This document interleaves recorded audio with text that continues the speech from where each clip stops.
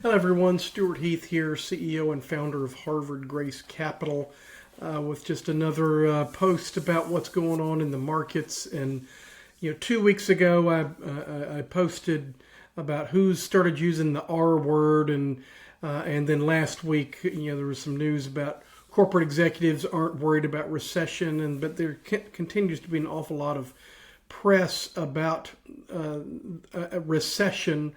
And whether or not the Fed will move fast enough with interest rate cuts to stave off a recession. And frankly, as I've said before, I think they've done a pretty good job at bringing the economy in for a soft landing, as they say.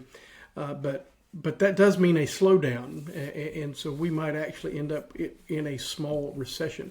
I, for one, don't think that's the biggest worry. I think a lot of people are already prepared for slowdowns, and recessions come in all different sizes and extremes. We still have a fairly strong job market. Even retail sales last week were stronger than expected. People are still spending money. There are some warning signs out there, such as credit card defaults, which tends to be precursor to slower economic times, whether it's a recession or not. I got on the screen here 2 different Wall Street Journal articles. We might already be in a recession, and in my experience, and in case you haven't looked at the picture here, I'm kind of an old guy. I've seen a lot of recessions. I've seen a lot of stuff. It seems to me that usually we find out we were in a recession about the time we've already come out of it.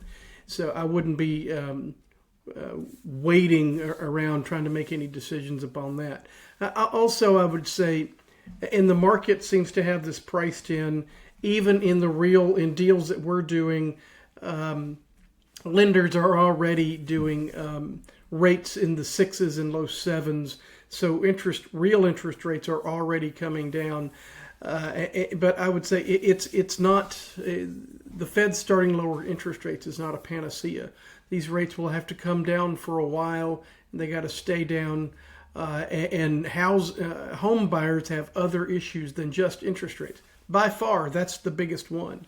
But insurance rates have gone completely crazy during the inflation, and rightfully so. The price of all the assets that the insurance has to replace have gone completely crazy. Therefore, the insurance premiums have to adjust.